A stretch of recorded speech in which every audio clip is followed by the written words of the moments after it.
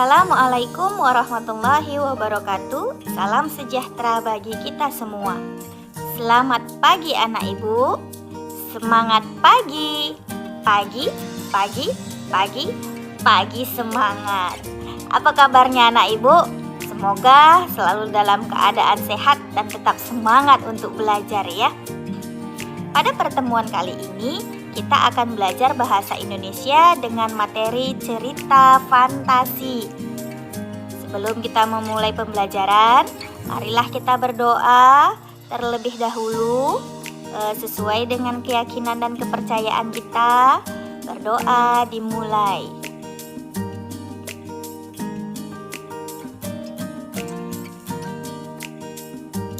Apakah kalian pernah menonton film Harry Potter, Transformer, Lord of the Ring, Frozen, Dongeng Kancil dan Buaya, Legenda Danau Toba, atau cerita Putri Hijau? Itu semua merupakan contoh dari cerita fantasi. Jadi, apakah cerita fantasi itu? Mari kita simak lebih lanjut.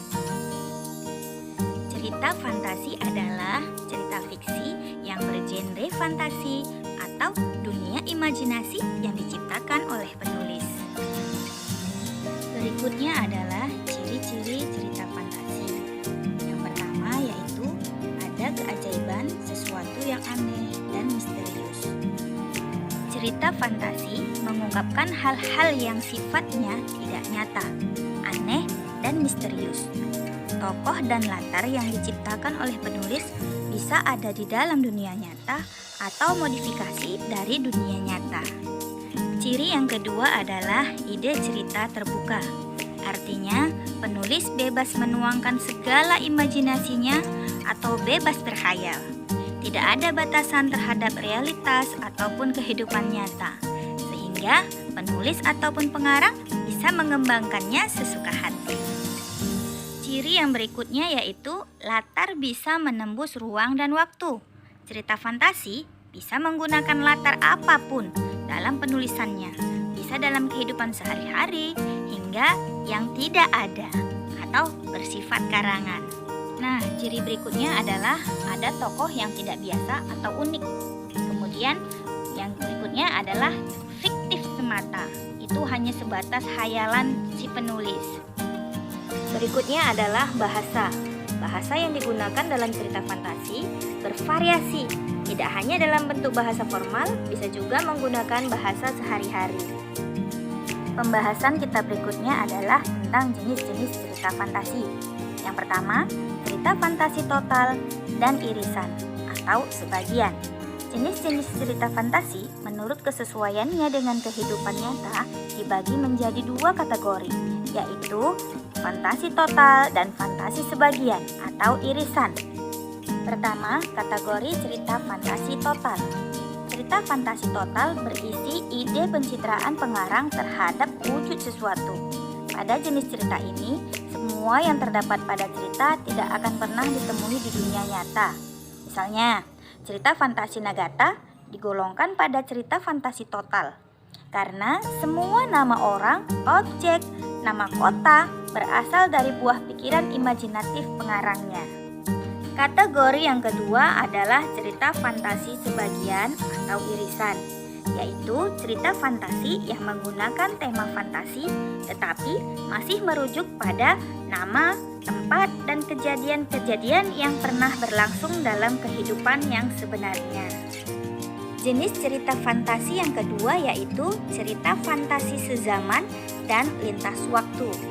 Berdasarkan latar cerita, cerita fantasi dibedakan menjadi dua tipe, yaitu latar lintas waktu dan latar waktu sezaman.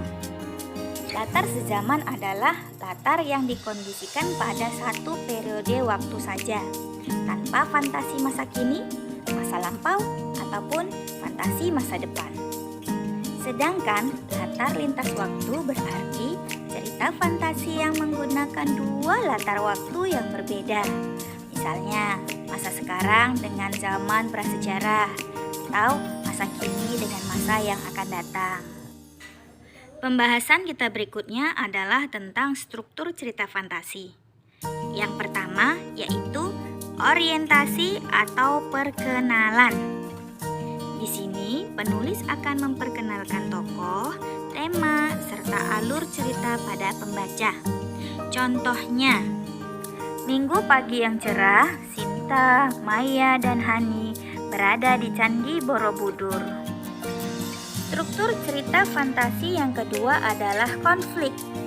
Ini adalah tahapan ketika permasalahan dalam cerita bermula dari awal hingga puncak permasalahannya. Struktur cerita fantasi yang ketiga adalah resolusi.